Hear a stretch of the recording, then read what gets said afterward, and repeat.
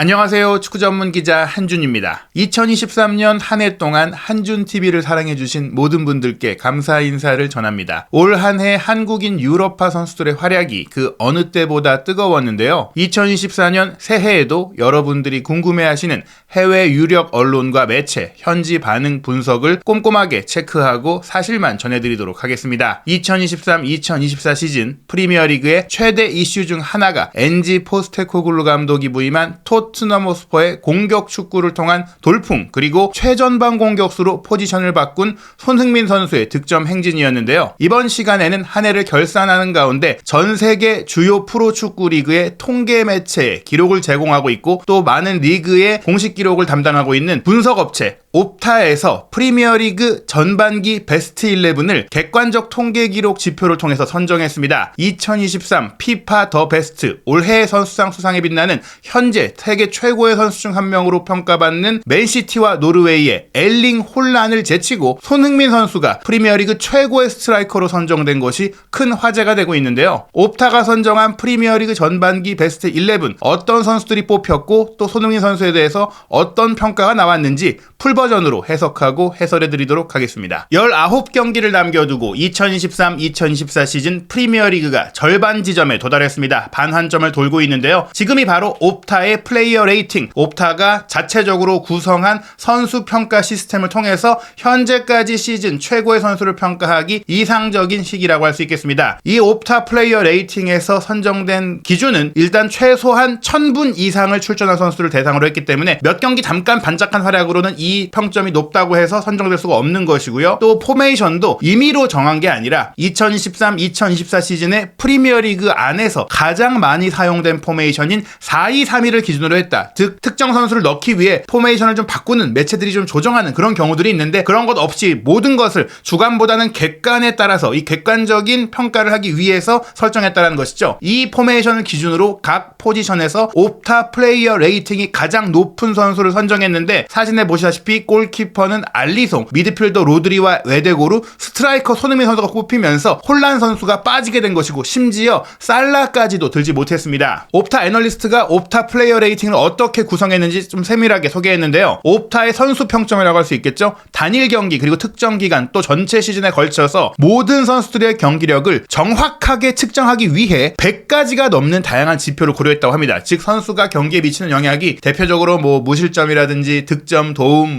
압박과 공 회수율과 이런 것들이 있지만 정말 다양한 세부 지표까지도 포함을 해서 정말 이 선수가 경기 영향력이 얼마나 큰가, 누구의 도움을 받아서 넣거나 그 도움이 사실은 슈팅을 잘 때려서 넣은 거거나 이런 부분들이 눈으로 봐야만 알 수 있는 게 있잖아요. 그런 것들까지 철저하게 평가하기 위해서 지표를 100가지 이상으로 구성했다는 거예요. 각각의 선수들의 슈팅, 패스, 수비 같은 하위 구성 요소를 또 포지션에 따라서 공격수는 당연히 공격 지표가 잘 나올 수밖에 없고 수비수는 수비 지표가 잘 나오니까 그런 것들을 포지션별로 이제 다르게 배분율을 주고 총점 20점부터 100점까지 이 점수를 이제 삽입해서 평균치를 낸 다음에 선수의 점수가 설정되니까 아주 세밀한 데이터를 통해서 올 시즌 전반기 활약도를 측정했더니 손흥민 선수가 스트라이커 중에서는 최고였다는 것입니다. 이 선정 결과를 먼저 한번 쭉 살펴보시면요. 골키퍼는 리버풀의 알리송, 포백라인의 진첸코, 반다이크, 게히, 워커, 두 명의 중앙 미드필더로 데클란 라이스와 로드리, 2선의 공격형 미드필더로 베르나르도 실바, 마르틴 웨데고르, 제로드 보건, 그리고 최전방 공격수 손흥민 선수인데요. 한 명씩 왜 선정된 것인지 그 근거를 세부 데이터를 통해 소개한 옵타의 내용 평가 부분 풀버전으로 살펴보겠습니다. 먼저 골키퍼 알리송 베커 선수, 리버풀 선수죠. 옵타의 플레이어 레이팅 76.7점을 받았는데요. 골키퍼 중에 최고 점수입니다. 시즌 주요 기록을 살펴보면 총 13골을 허용하면서 전반기에 7점률이 0점대였고요. 클린시트, 무실점 경기 6번이었고 선방 50회, 선방률 79.4%, 성공한 패스 횟수 523회고 페널티킥을 한 차례 상대했는데 막지는 못했습니다. 브라질 출신의 골키퍼 알리송은 또 한 번 탄탄한 시즌을 보내며 리버풀의 프리미어리그 중간 순위 1위 달성에 기여하고 있습니다. 2023-2024 시즌에 알리송보다 더 많이 프리미어리그 클린시트를 기록한 골키퍼는 없으며 슈팅 대비 선방률도 78.3%로 경쟁 선수들 중에서 가장 높습니다. 알리송이 기록한 50회의 선방은 슈팅 퀄리티, 유효 슈팅 상황에서의 기대 득점으로 볼 때 상대가 3골 이상을 더 넣지 못하도록 했는데요. 6번의 무실점 경기를 했고 했고 또 이 과정 속에 50번의 선방은 사실 3.4골 정도를 먹을 수 있었다. 3-4골 정도는 먹을 상황을 알리송이 막아냈다는 것입니다. 알리송은 리버풀의 빌드업 플레이에도 크게 관여하고 있는데요. 경기당 슈팅으로 끝난 패스를 평균 31회나 성공시키면서 맨시티의 에데르송 그리고 번리의 제임스 트래포드의 32회에 이어 3위를 기록하고 있습니다. 슈팅 관여율이 높다라는 것인데요. 모든 골키퍼 중에서 에데르송만이 2.4회로 오픈 플레이 상황에서 알리송의 90분당 1.8회의 슈팅 엔딩 패스 스퀀스를 성공시키고 있습니다. 즉 알리송 선수가 경기당 2개 정도는 슈팅까지 연결되는 패스에 기점 역할을 하고 있다는 것입니다. 다음은 라이트백입니다. 맨체스터 시티의 카일 워커인데요. 올 시즌 옵타 플레이어 레이팅은 79.5점입니다. 무실점 경기 3차례, 지상 경합에서 48회 승리 38회 패배했고 공중볼 경합에서 18회 승리 8회 패배로 승률이 다 높죠. 태클 22회 기록했고 가로채기 14개 기록했고 경고는 한 번밖에 받지 않았습니다. 카일 워커는 33살의 베테랑 선수임에도 불구하고 맨체스터 시티에서 여전히 자신의 가치를 증명하고 있습니다. 올 시즌 프리미어리그에서 워커보다 상대 진영에서 더 많이 패스를 연결한 수비수는 없을 정도로 605회나 달하는 워커가 전방에서 공격 지역에서 상대에게 위협적인 존재로 활약하고 있습니다. 펩 과르디올라 감독의 맨체스터 시티에서 워커는 올 시즌 단 3분 43초만 결장했을 정도로 많은 시간을 뛰고 있죠. 추가 시간을 포함해서 총 1812분을 뛰면서 맨시티 선수 중에 가장 많은 시간을 소화하고 있는데요. 어떻게 보면 지난 시즌 초반까지는 워커가 이제 주전 경기에서 밀리는 거 아닌가? 나이도 들고 있고 계약 기간도 끝나가고 지난 여름에 바이에른 뮌헨 이적설도 많이 나왔잖아요. 하지만 트래블 달성 과정에 보였던 활약이라든지 또 워커 선수가 정신적 구심점 역할을 하는 것은 물론이고 나이에 비해 여전히 피지컬과 속도가 떨어지지 않으니까 과르디올라 감독이 붙잡았고 남았고 올 시즌에 수비 라인 중에 가장 주도적이고 가장 안정적인 활약을 펼치면서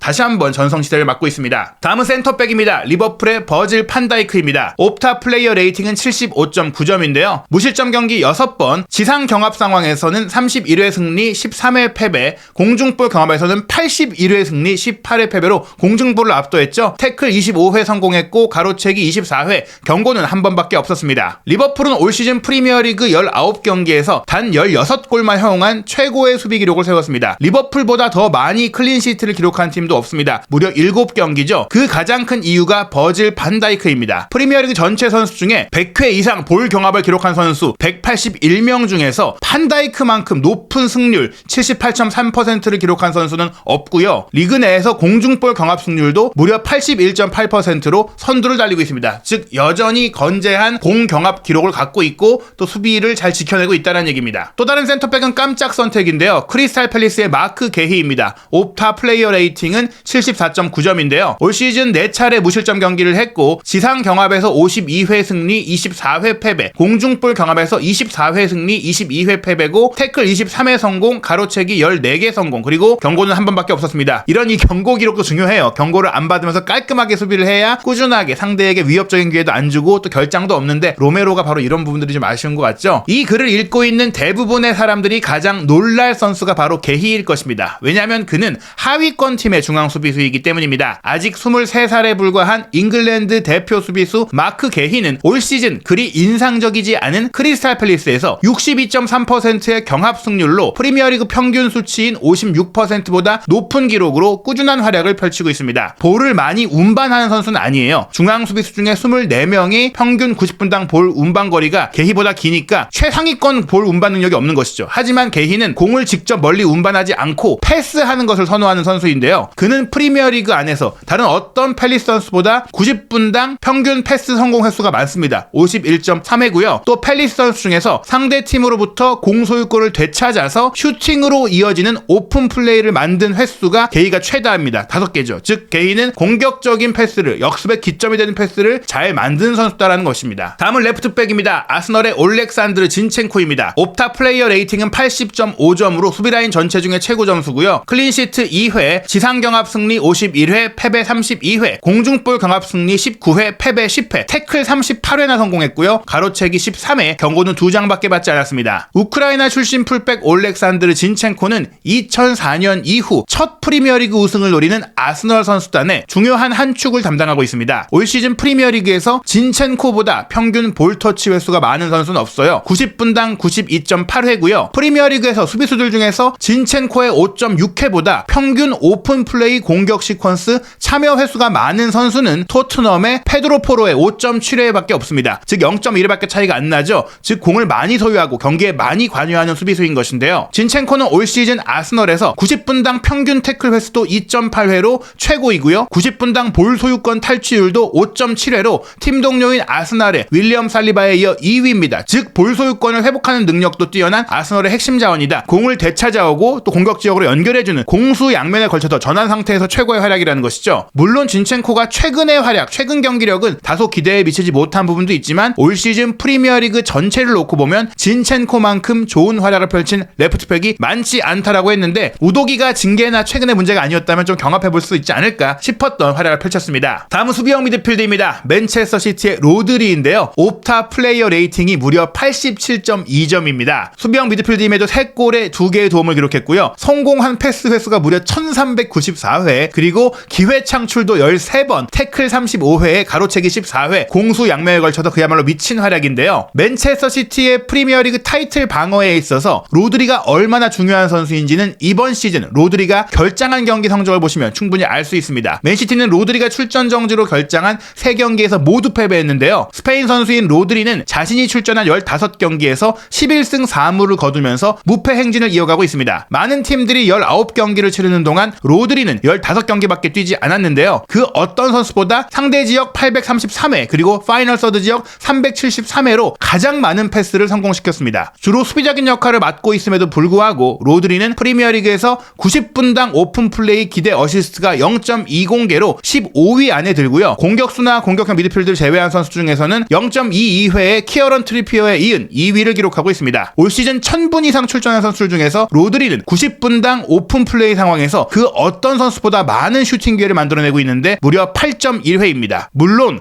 로드리의 가장 중요한 역할은 대부분 팀이 공소유권을 잃었을 때 이루어지는데요. 올 시즌의 프리미어리그에서 로드리보다 90분당 볼 소유권을 더 많이 획득한 선수는 브렌트포드의 크리스티안 네르고르밖에 없습니다. 네르고르가 7.8회인데 로드리가 7.4회로 거의 근접하죠. 사실상 로드리가 할 수 없는 일은 별로 없다고 할 수 있습니다. 그야말로 로드리가 맨시티의 본체라고 할 수 있는 그런 기록입니다. 또 다른 수비형 미드필드는 아스널의 데클란 라이스입니다. 옵타 플레이어 레이팅 80.9점인데요. 3골에 1도움을 기록하면서 역시 공격력도 좋았고 패스 성공 횟수 1159회, 기회 창출 13회, 태클 41회, 가로채기 30회를 기록했습니다. 데클란 라이스는 올 여름 웨스트햄에서 아스널로 이적한 이후 미켈 아르테타 감독의 아스널이 프리미어리그 우승 후보로 떠오르게 할 수 있는 선수였죠. 입단하자마자 아스널의 핵심 선수로 자리 잡았습니다. 올 시즌 모든 경기에 선발 출전하고 있으며 96.7%의 시간을 피치 위에서 보내며 필드 플레이어 출전 시간 부문 전체 9위에 올라 있습니다. 1654분이고요. 공을 가지고 5m 이상 이동하는 것을 의미하는 토탈 캐리 부분에서 374회로 프리미어리그 전체 5위, 그리고 상대 골문을 향해서 5m 이상 이동하는 것을 의미하는 전진 캐리, 프로그레시브 캐리에서도 183회로 수비수가 아닌 선수들 중에서는 3위를 기록하고 있습니다. 왜냐하면 수비수들은 무조건 앞으로 가게 돼 있으니까 그런 것이죠. 중앙 미드필드 지역을 통해서 공격을 돕는 역할도 굉장히 잘해내고 있는 것인데요. 라이트는 위험 지역에서의 패스로도 큰 기여를 했습니다. 라이트는 상대 진영 669회, 파이널 서드 지역 368회로 공격적인 패스 성공 횟수에 있어서 로드리에 이은 2위고요. 3골도 기록하고 있습니다. 그리고 이 중에 2골은 후반 추가 시간에 터진 결승골이었고 나머지 1골은 첼시와의 경기 2골 차로 끌려가던 경기를 무승부로 되살리는 데 기여한 골이었으니까 득점의 순도도 높았다는 것이죠. 다음은 공격형 미드필드입니다. 웨스트햄 유나이티드의 제로드 보언인데요. 옵타 플레이어 레이팅은 78.6점, 11골을 기록하고 있는데 전체 슈팅이 39회밖에 없었죠. 기대 득점 7.4골이니까 기대 득점 대비 3골 정도를 더 넣은 것이고요.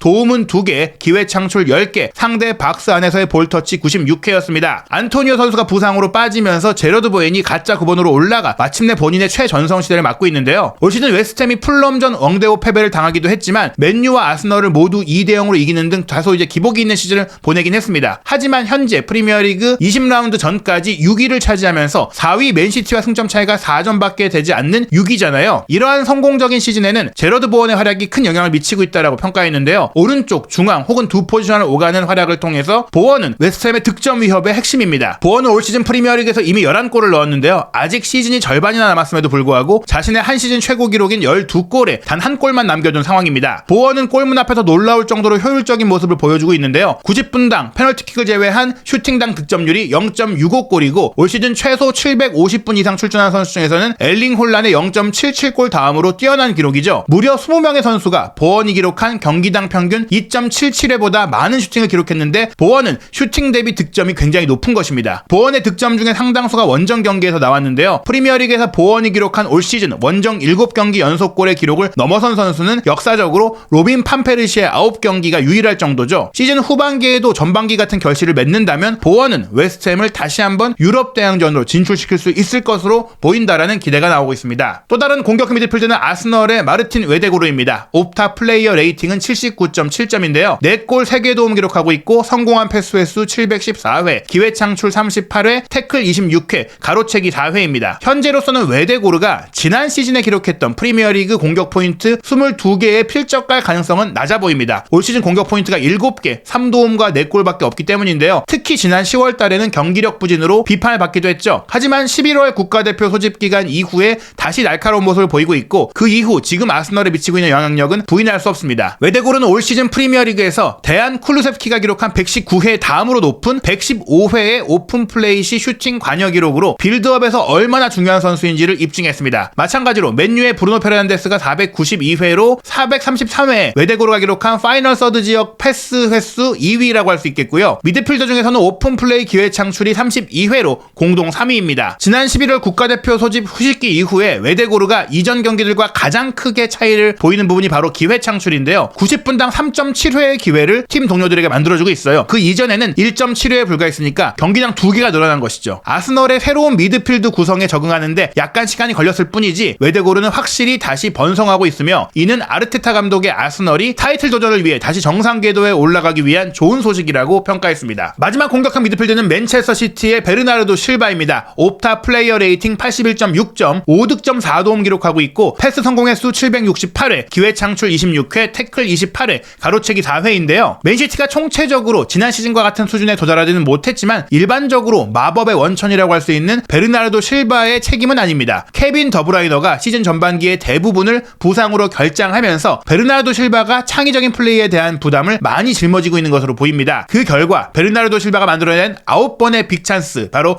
득점이 기대되는 기회인데요. 이 기록은 프리미어리그 미드필더 중에 공동 1위고요. 오픈 플레이에서 만들어낸 찬스는 27회로 상위 5위 안에 드는 기록입니다. 덕분에 베르나르도 실바는 올 시즌 오픈 플레이에서 90분당 0.29개의 기대 어시스트를 기록해 전체 선수 750분 이상 뛴 선수 중에 3위를 차지하고 있기 때문에 베르나르도 실바가 만들어낸 찬스와 가치가 기록으로 드러나는 것이죠. 이러한 창의성과 더불어서 볼을 향한 추진력과 적극성이 더해지면서 베르나르도 실바는 올 시즌 프리미어리그에서 가장 많이 전진하는 미드필더로 꼽히고 있습니다. 미드필더 중 전진 캐리 횟수 4위 175회, 캐리를 통한 볼 전진 거리 5위 1654m로 공을 끌고 올라가는 기록이 대단한 거예요. 그는 항상 주목할 만한 선수였지만 지금의 기록을 보시면 베르나르도 실바의 맨시티 커리어에서 가장 강력한 시기 중 하나라고 할 수 있습니다. 그리고 기다리셨던 스트라이커 포지션의 손흥민 선수인데요. 옵타 플레이어 레이팅 84.2점으로 로드리 선수의 87점에 이은 두 번째로 높은 점수이니까 올 시즌 손흥민 선수가 전반기 프리미어리그 최고의 선수 2위고 어떻게 보면 올 시즌 프리미어리그 최고의 선수까지 도전할 수 있는 경기력이에요. 11골 기록하고 있고 슈팅은 37번이었고 기대 득점이 7골이었으니까 4골 이상을 더 넣은 것이죠. 도움은 5개였고 기회 창출 29회, 상대 박스 안에서의 볼터치 118회였는데요. 이제 디 애널리스트의 평가 보겠습니다. 해리 케인이 떠나고 위고 요리스가 1군 팀에서 자리를 잃은 상황에서 손흥민 선수는 지난 여름 토트넘에서 많은 책임을 떠맡게 될 것으로 이미 예상이 되었습니다. 손흥민 선수는 케인의 이탈로 인한 토트넘의 득점력 손실에 대한 부담을 짊어져야 했을 뿐 아니라 요리스의 후임으로 클럽의 주장으로 지명되었습니다. 손흥민 선수는 이러한 부담감을 훌륭하게 이겨내고 있습니다. 올 시즌 프리미어리그에서 16개의 공격 포인트를 기록한 손흥민 선수보다 더 많이 득점에 관여한 선수는 19개의 모하메드 살라, 18개의 엘링 홀란 뿐이며 손흥민 선수가 기록한 11골과 5개의 어시스트가 팀의 승점 14점을 안겨줄 정도로 치명적이었습니다. 이번 시즌 원정 경기에서 7골을 넣은 손흥민 선수보다 더 많이 적진에서 골을 넣은 선수는 8골을 기록한 홀란 뿐인데요. 이렇게 공격 포인트를 만들어낸 부분뿐 아니라 다른 전술적인 능력이 있기 때문에 홀란을 제치고 현재 프리미어리그 최고 공격수로 뽑히는 것이죠. 손흥민 선수는 공수 양면에 걸쳐 엔지 포스테코글루 감독의 새로운 토트넘에 완벽하게 부합하는 선수임을 입증했는데요. 손흥민 선수의 활동량과 전술적인 지능은 토트넘이 적극적인 압박팀으로 변모하는데 결정적인 역할을 했습니다. 손흥민은 프리미어리그에서 파이널 서드 지역에서의 압박을 무려 361회로 다른 모든 선수들보다, 즉 2위인 선수보다도 58회나 더 많은 기록을 했고요. 또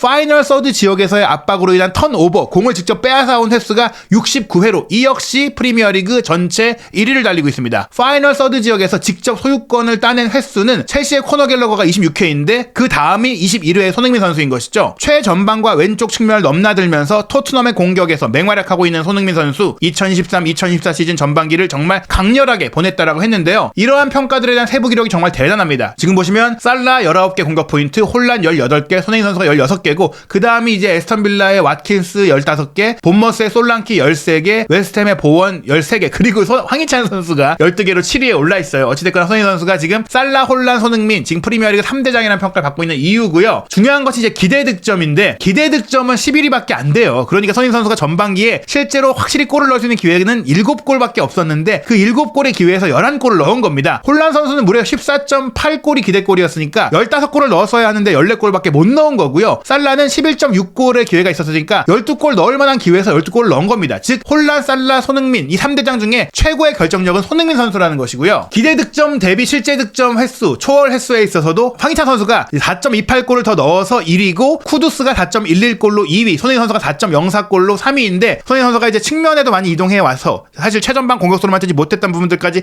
생각한다면 더욱더 대단한 기록이고요. 또 하나 주목할 것이 어시스트 능력까지 대단한 것이죠. 이렇게 공격적으로 잘하는 선수들이 도움은 좀 아쉬운 부분들이 많은데 물론 살라는 예외입니다. 살라와 손흥민 선수만이 득점과 도움 양면에서 최고의 기록을 보이고 있어요. 현재 프리미어리그 도움 1위가 트리피어와 살라, 네투의 7개인데 손흥민 선수가 이제 메디슨이 빠진 이후 왼쪽 측면으로 이동한 이후 도움이 점점 늘어나면서 5개를 기록하고 있고 이 기록 역시 프리미어리그 득점왕, 도움왕을 동시에 도전할 수 있는 대단한 기록입니다. 더 대단한 것이 빅찬스 메이킹은 사실 확실히 골을 넣었어야 되는 기회잖아요. 9개의 빅찬스 중에 5개만 골이 됐으니까 실제로는 손흥민 선수가 9개의 도움을 할 수도 있었다. 즉 도움 1위까지 도전할 수 있는 상황이다라고 볼 수 있습니다. 단지 슈팅 상황에만 연결하는 게 아니라 공격으로 이어졌던 많은 플레이 관여도에 있어서도 손흥민 선수가 프리미어리그 전체 7위에 해당합니다. 무려 110회예요. 그러니까 48회의 슈팅을 했고 32회의 키패스를 했는데 또 30회는 슈팅으로 연결된 기점 패스였다라는 것이죠. 이 기록까지 보면은 손흥민 선수의 경기 영향력이 대단한 것인데요. 오픈 플레이에서의 득점 시퀀스 관여가 손흥민 선수가 15개로 프리미어리그 전체 중에 살라 다음으로 두 번째로 높은 대단한 기록입니다. 여기에다가 손흥민 선수가 압박도 잘해주고 있잖아요. 프리미어리그 스프린트 순위에 있어서도 19경기 전반기 최종 기록이 472회로 뉴캐슬의 앤서니 고든을 제치고 1위고요. 클루세스키가 정말 열심히 뛴다 앞에서 부지런하다고 했지만 역시 손흥민 선수보다 많지는 않았고 노팅엄의 엘랑가, 첼시의 잭슨, 리버풀이 정말 엄청난 개겐 프레싱을 하는데 소보슬라이보다도 100회 이상 많은 스프린트를 하고 있습니다. 손흥민 선수의 나이까지 생각한다면 더 대단하죠. 고든, 클루세스키, 엘랑가 이런 선수들은 20대 초반이거든요. 유럽 5대 리그 전체를 보더라도 수비 과정에서의 스프린트 순위를 보면 손흥민 선수가 프리미어리그 1위를 차지했는데요. 더 대단한 것이 라리가 1위는 주앙 칸셀루, 프랑스 리그앙 1위는 이스마엘 제이콥스, 분데스리가 1위는 레버쿠젠의 프림퐁, 세리에 A의 1위는 피오렌티나의 파리시인데 손흥민 선수를 제외하면 모두 풀백이에요. 위아래로 올라가는 역할이 당연한 선수들인 것이고 또 손흥민 선수만 제외하면 모든 선수가 20대입니다. 손흥민 선수가 정말 나이와 포지션을